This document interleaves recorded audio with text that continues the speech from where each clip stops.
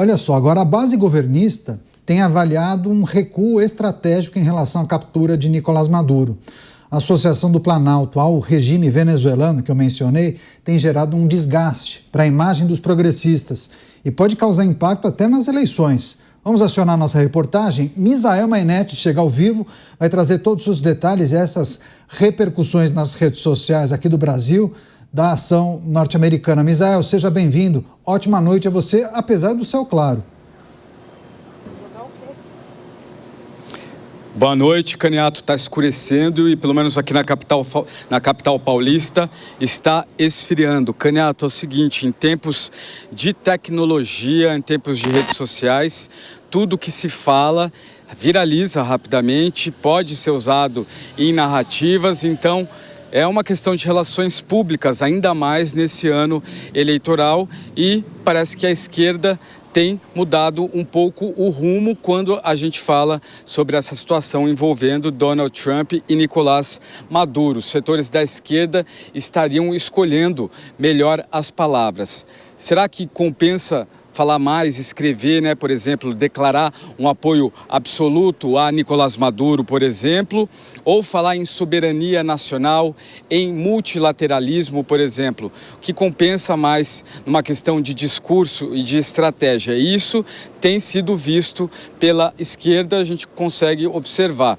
Existe uma história explícita, né, de diplomacia da esquerda junto a Nicolás Maduro, da simpatia do presidente Lula junto a Nicolás Maduro, mas agora a gente vê alguns líderes partidários, também ativistas, usando mais essa narrativa de princípios, de soberania nacional, como eu disse, em vez de um apoio explícito ao ex-presidente venezuelano. Algumas fontes afirmam que esse ajuste de tom se deve à repercussão que a prisão de Nicolás Maduro está tendo na internet, por ele não ser um líder considerado aceito, popular, né, entre todas as multidões. Então, justamente por não ter uma popularidade absoluta, não ser um líder querido, eles estão repensando como se comunicar em relação a esse assunto. Figuras importantes da esquerda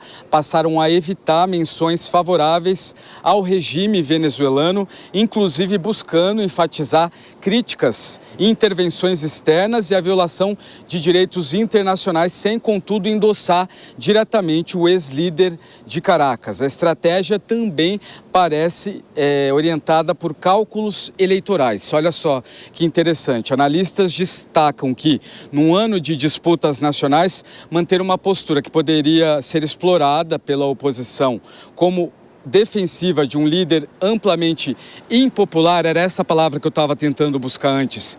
Um líder impopular, em parte da opinião pública, seria arriscado. Assim, o foco tem sido deslocado para temas mais amplos de política externa e respeito às normas internacionais, buscando minimizar impactos negativos no debate político. A gente viu, por exemplo, agora o Partido dos Trabalhadores abrindo ação judicial contra o deputado federal Paulo Bilinski, do PL de São Paulo. Também vimos a senadora, ou melhor, também vimos a ministra Gleisi Hoffmann, ministra do PT, se posicionando contra Tarcísio de Freitas, que fez declarações fortes. Depois a gente olha na próxima publicação dele, a primeira aconteceu no final de semana, depois houve uma na segunda, houve uma mudança de tom ali também. Então, tanto esquerda e eu diria até a direita estão se realocando para usar bem as palavras, porque fica agora essa guerra, esse pinga-fogo entre os dois lados. É tudo questão de narrativa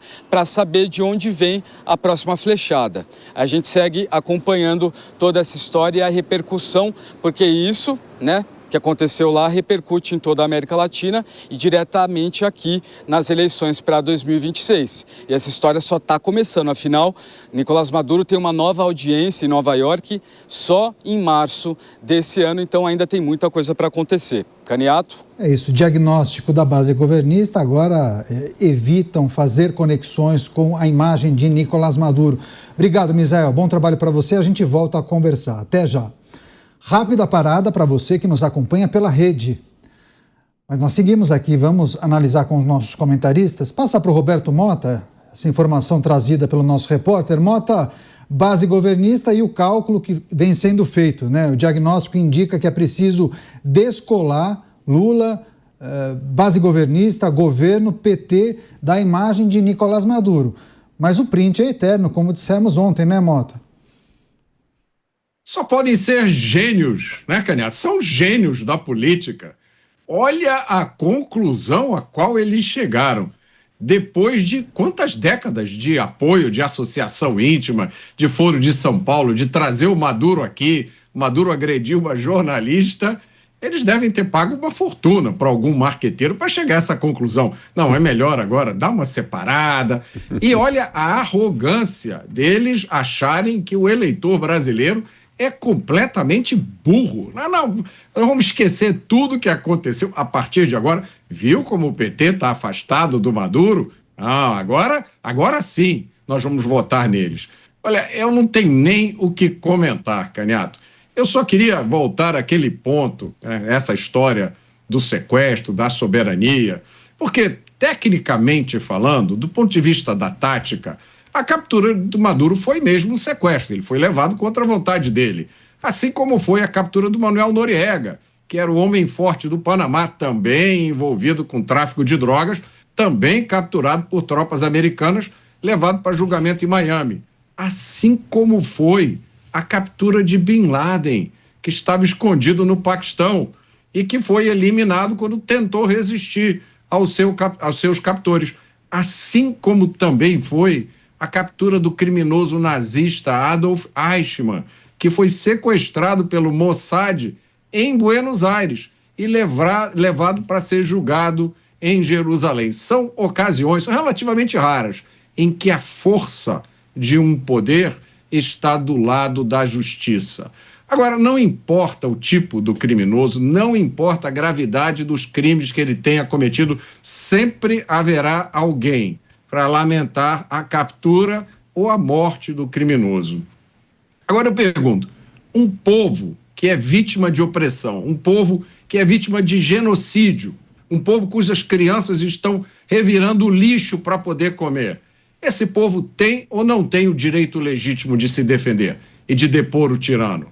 Agora, se o povo tem o direito de fazer isso, mas não tem as condições, é evidente que a intervenção de um outro país é completamente legítima, porque só está ajudando o povo a exercer os seus direitos. Só os analfabetos morais ou aqueles que são completamente cegos por ideologia não conseguem enxergar isso.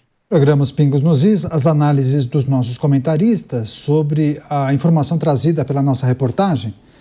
Deixa eu só receber a rede Jovem Pan, todos conectados aqui na Jovem Pan News, programa Pingos nos Is. O Misael Menete, há pouco, nosso repórter, trouxe uma informação de que integrantes da base governista fizeram o seguinte diagnóstico, que é preciso avançar em um processo de descolamento da imagem do PT, do Partido dos Trabalhadores, da imagem do presidente Lula, a de Nicolás Maduro, do ditador, né? Entendem que isso, de alguma maneira, poderá prejudicar nas estratégias eleitorais. Você, Diego Tavares, ainda dá tempo de descolar a imagem de Lula, de Nicolás Maduro? Descobriremos em outubro, Canhato. Eu vejo essa situação como aquilo que muitas pessoas fazem nas suas dietas, o tal do detox, né? Você passa o final de semana inteiro se esbaldando com doce, com churrasco, com bebida alcoólica, e na semana você faz o seu detox, tenta comer só salada, uma comidinha mais leve. Vai ser uma tarefa bem difícil, e como o Mota falou, né? É uma aposta muito grande na falta de memória do povo brasileiro. Você trouxe a frase que nós inclusive utilizamos ontem aqui também, o print é eterno. Tem muito material aí que associa muito o PT e o atual governo à questão da Venezuela. Mas eu acho que tem um ponto estratégico aí, Mota, que foge um pouquinho dessa obviedade que de fato está presente. E isso nós vamos observar muito no próximo dia 8, porque uma das narrativas que eu acho que o Lula pretende trazer para as eleições é a questão da defesa da democracia e do combate ao golpismo. E fica muito difícil essa narrativa prosperar do ponto de vista eleitoral se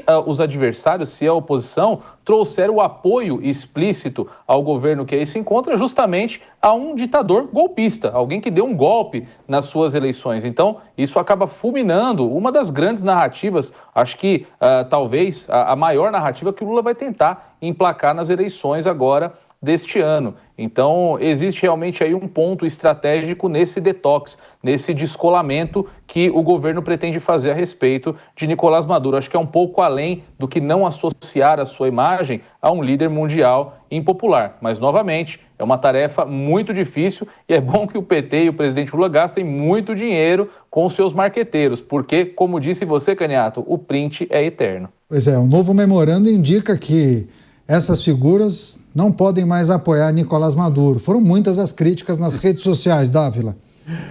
Eu imagino agora essa turma da esquerda contratando o Media Training.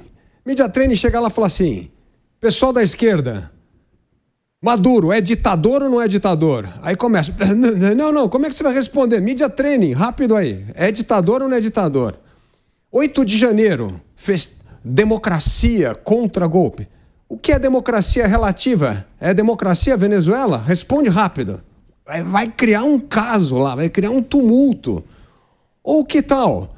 O povo que defende a democracia da esquerda vai explicar como é que mandou de volta para Cuba os boxeadores em 2007, aqui no Rio de Janeiro, no Jogo Pan-Americano, que vieram pedir asilo aqui no Brasil, fugindo da ditadura. Sabe o que o governo PT fez? Meteu no avião e devolveu para Cuba.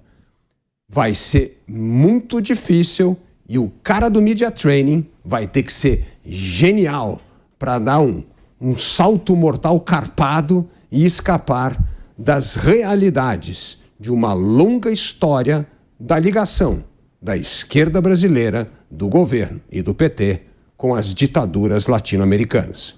Agora, Mota, como você observa esse desvio de foco das discussões, né? A gente tem visto isso no posicionamento de alguns países, de alguns diplomatas, vários representantes e até de analistas internacionais, sendo que a coisa mais importante não parece ter sido retirar um ditador, né, do poder, e sim o suposto desrespeito ao direito internacional, o ataque à soberania de um país ainda que vivesse uma ditadura.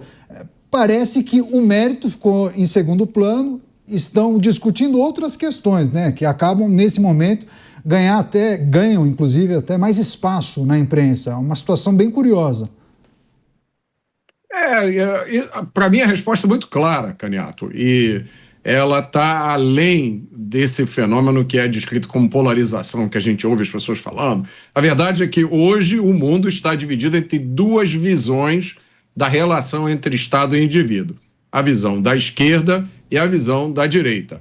A visão da esquerda, basta olhar a história para entender que ela envolve o monopólio do poder por um partido, que é o Partido Socialista ou o Partido Comunista, que estabelece um regime que é efetivamente uma ditadura. Então, o indivíduo de esquerda, o partido de esquerda, o governo de esquerda, ele não tem problema nenhum com um regime que nós chamamos de ditadura, desde que o regime se auto-identifique, né, como de esquerda. Porque, em muitos casos, o regime de esquerda não tem nada, é uma ditadura.